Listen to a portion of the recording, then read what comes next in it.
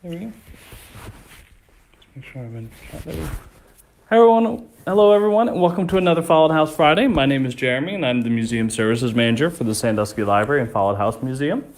We're continuing our theme of Halloween and going with things that are kind of spooky, weird, things that creep people out.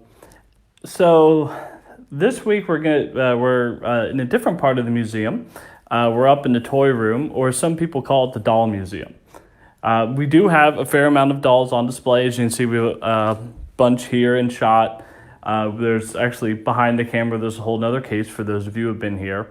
And it's along with a variety of doll toys and things.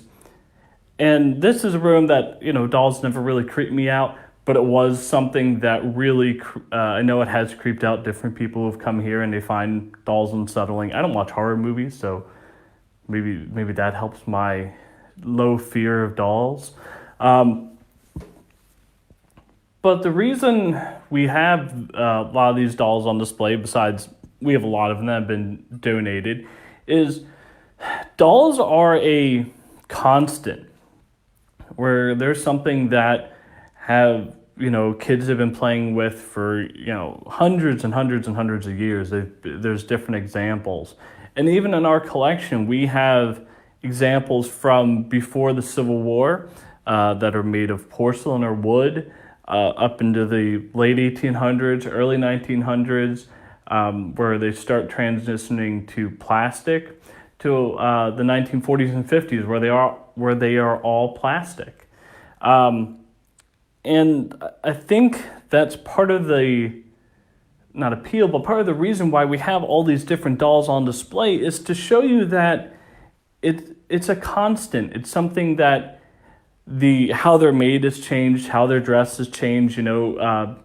Clothing of dolls reflects the time period that they were made in. Even today, with Barbie and other ones, that their clothing reflects what people wear today and what people do today. And I think it's something that, even though it's a little creepy, it's something that we can all connect with. We all understand what dolls are, what their purpose is. Kids still use them today. And it's a good way to show that, yes, technology changes, humans change, things change over time, but there are constants. And I think that this is a good way for us to connect history with kids. There's certain things in the museum that works with. Toys is one. You can see in the shot we have our elephant from the 1920s, if I remember correctly. 1930s. Showing stuffed animals, the same thing, where they've been around for a long time. And they're still today. How they're made is different, and maybe what they look like is different, but still the same idea. Kitchen gadgets are one that's a good one. That's a good connection because we still use a lot of the same things in our kitchens. Even if they're made out of different implements, we still have to cook. We still bake. Things like that still happen. So I think that's why having these dolls on display is so important. Is, like I said, it's just a good way to get people to understand that, humans are the same throughout time. And that's part of my job as a historian, and museum jobs are, besides teaching you about the past, which is very important, don't get me wrong, that's my favorite thing to do, is to teach people. But more importantly, it's to get people to connect to history and to realize that things change, but humans, for the most part, stay the same. They have a lot of the same likes, they have the same needs, and this is just a great example of something that we can show that, here's a doll from 1920. Yes, it's over 100 years ago, but look, we can show that a kid 100 years ago had a doll that you recognize. What you look at it and you instantly know what it's for.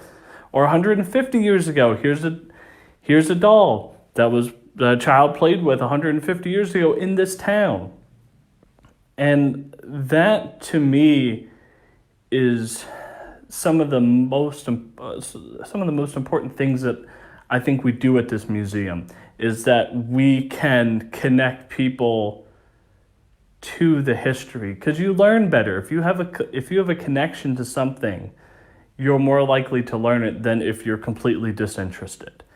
And especially if you're not in school, you don't have a need to learn something unless you want to. So this is a way for us to help to instill lasting lessons, to go beyond, like, here's a doll from 1860, it's made out of wood, to, kids back then play with dolls just like they do today. It's something that's easily recognizable.